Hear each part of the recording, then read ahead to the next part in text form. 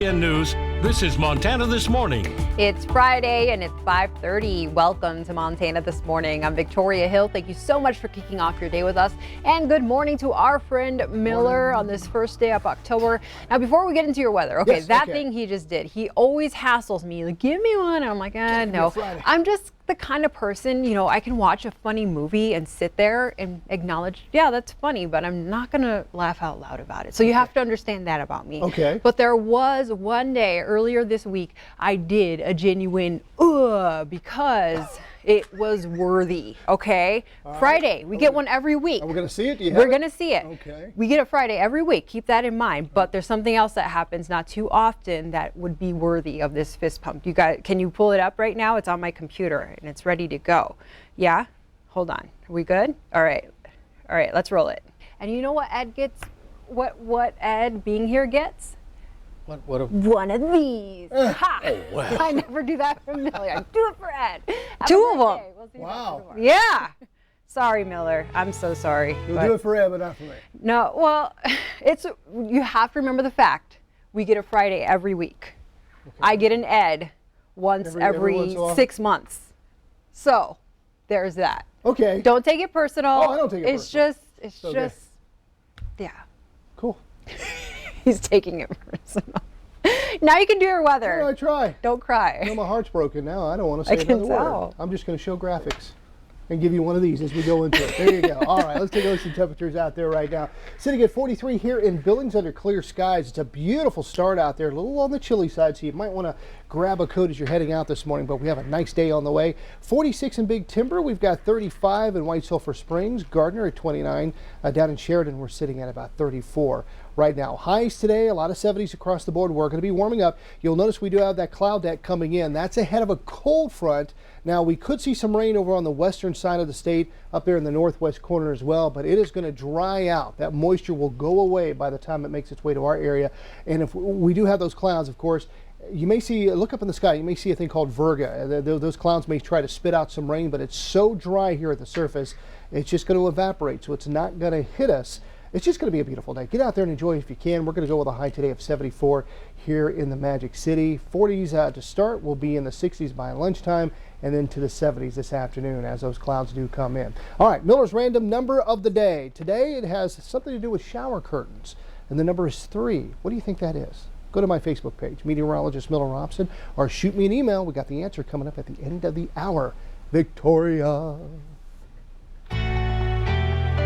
Our top story this morning, the federal government is open this morning. Congress passed a funding measure yesterday to avoid a shutdown, but Democrats are still struggling to reach common ground on President Biden's domestic agenda. And without any Republican support, it's proving tough to find the votes. CBS's Laura Podesta has more.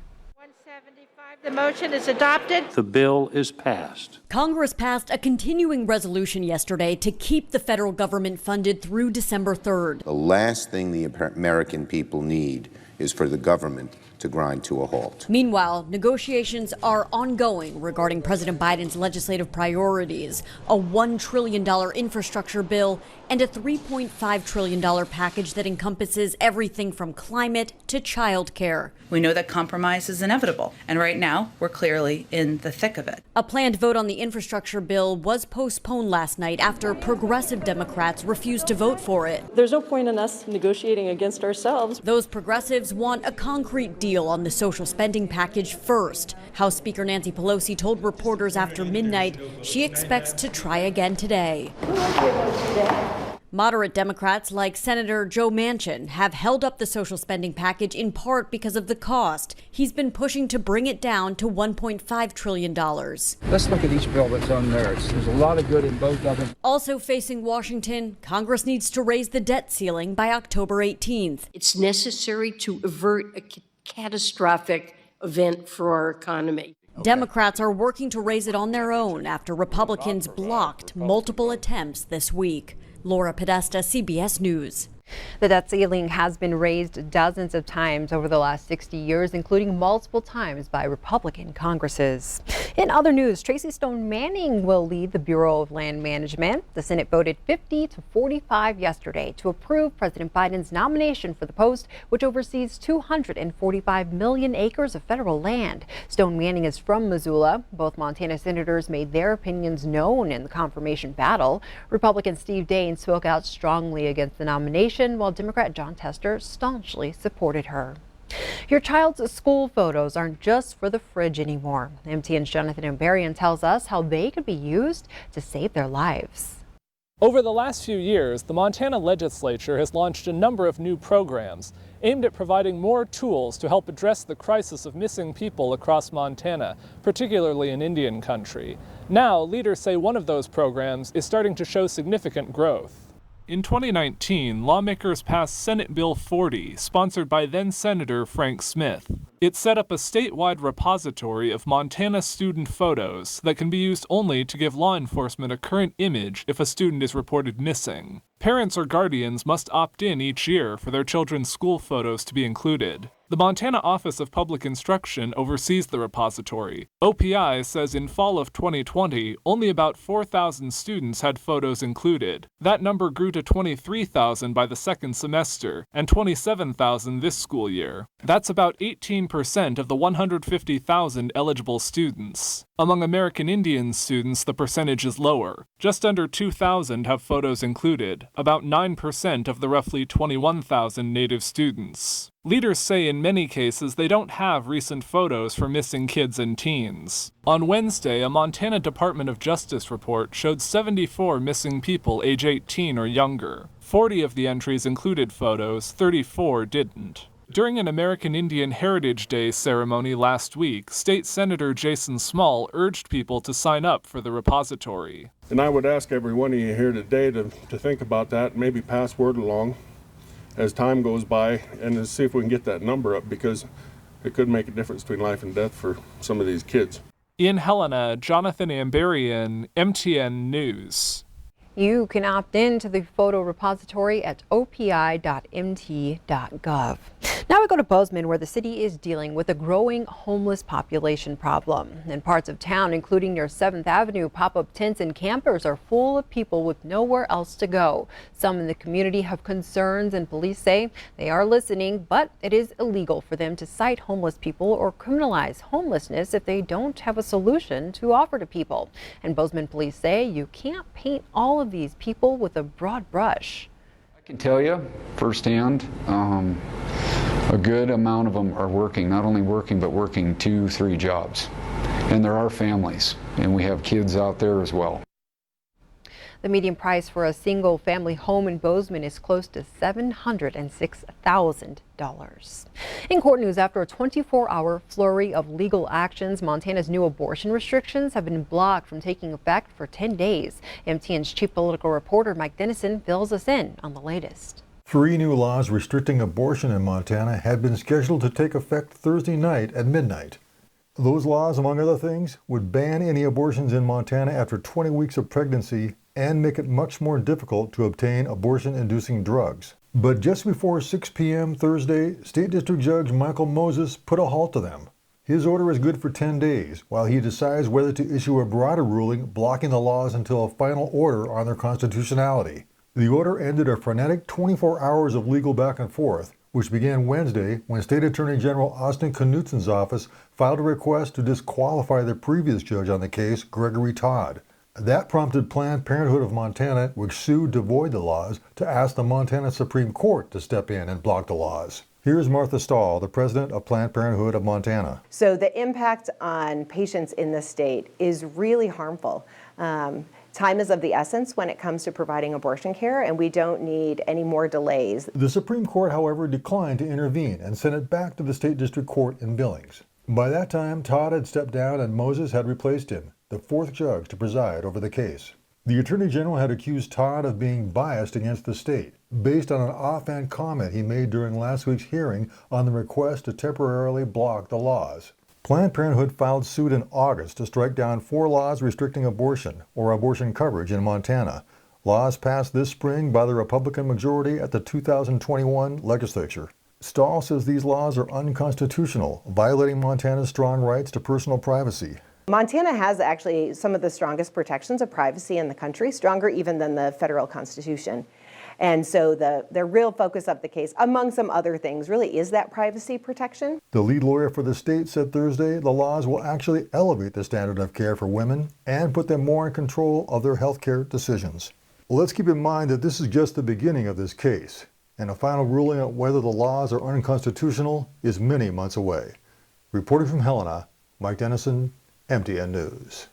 Thank you very much, Mike. In other news, a Montana doctor says she is looking forward to a COVID-19 vaccine for younger kids. A lower dose COVID-19 vaccine could be approved for children 5 to 11 as soon as next month. Dr. Kristen Day is a pediatrician with Bozeman Health. She says right now 26% of cases are in pediatric patients. Children in the 5 to 11 age range will be given 1/3 of the dosage adults are given. Just this week, Pfizer submitted their data to the FDA, which brings the children's vaccine one step closer to emergency use authorization. And when it is approved, the drug maker still won't be done rolling out new COVID shots. Is going to continue until we get an infant vaccine. They're doing studies on the 6-month to 4-year age range right now. They're thinking that by the end of the year, we might have the information on the immune response to that vaccine. So far, Pfizer is the only vaccine maker to submit data on a vaccine for children under the age of 12. And researchers are working to administer the COVID vaccine without an injection by developing vaccine patches. They would be pain-free and would allow people to administer it themselves. Microneedles on the patch reach the skin just long enough to deliver the vaccine. Researchers say the patch can create an immune response 10 times greater than a traditional vaccine. Americans are paying more for prescription drugs than the rest of the world combined. People living in the U.S. paid 64% of the total revenue pharmaceutical companies made in 2020. Most of that revenue came from the HIV drug Biktarvy. There's no evidence that Americans are buying or consuming more drugs in other countries. We just have the higher drug prices here. The newest COVID-19 predictions for the winter and fall shows daily cases dropping. Reporter Dan Grossman looks at how accurate those predictions have been in the past and whether we can be confident the latest prediction will prove to be true. If the last 18 months have taught us anything, it's that nothing is certain. COVID has seen its spikes, its dips, its resurgences, and its mutations, which makes you think. So if things maintain the way they look now, it looks like cases should decline over the coming months. How can we take anything Justin Lessler, a professor of epidemiology, says with any degree of certainty? That this is like the weather. You know, we can give a pretty good weather forecast going out a couple weeks in the future, but we can't really say much more in terms of specifics. As he just openly admitted, we can't be certain, but we can trust the fact that more than 100 of our country's top minds when it comes to this are working on giving a most likely scenario of how COVID will spread through spring. I think all the models agree, though there's some disagreement in timing and stuff, they all agree that immunity will eventually start having a big impact on the course of the pandemic, and we should see declining cases as we go through the winter and into the early spring. Since last winter, the team has been forecasting different scenarios for different periods of the pandemic. This is what they forecasted in May when Delta first took hold in the U.S. That black line is how COVID actually spread, and the other colors are what the models predicted. Now, as we approach winter and spring, the models are universally calling for a gradual decline in case counts as they expect child vaccinations to become widely available. It's really that immunity, I think, that will be driving those decreases. Rebecca Borcherine is a postdoctoral researcher at Penn State who is also on the team.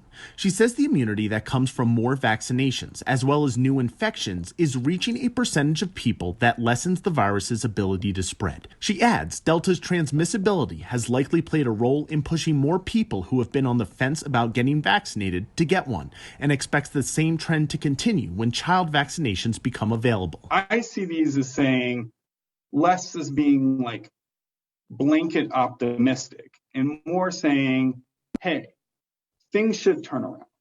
There is a light at the end of the tunnel, but they're not turned around yet. Welcome news to a country that has dealt with uncertainty for longer than it would already have liked. I'm Dan Grossman. Thank you so much, Dan. Starting today, it might take a little longer to get something in the mail or for a bill to reach its destination. Slower mail delivery is part of the Postmaster General's plan to cut costs for the U.S. Postal Service. He wants to eliminate a projected $160 billion loss over the next 10 years. The overhaul means the standard 3-day delivery for first-class mail will now take as long as 5 days. A Postal Service expert says that means mail delivery will be slower than it was in the 1970s. Starting today, people receiving food stamps will have a little more money to spend. The average monthly per person benefits will rise from $121 to $157. The increase is the largest single increase in the program's history and will rise to more than 25% above pre-pandemic levels. The increase applies to all 42 million beneficiaries of the Supplemental Nutrition Assistance Program. A bipartisan group of senators grilled Facebook officials yesterday over recent internal reports that were leaked showing the social media giant's services may be harming the mental health of young people, especially girls. One senator compared it to a child smoking a cigarette. About a third of teen girls who already feel bad about their bodies said Instagram makes them feel even worse. 6% of U.S. teens said thoughts of suicide started on Instagram. Earlier this week, Facebook said it's pausing development of a controversial Instagram app for kids 10 to 12 years old. Thank you so much for starting your Friday with us here in Montana this morning.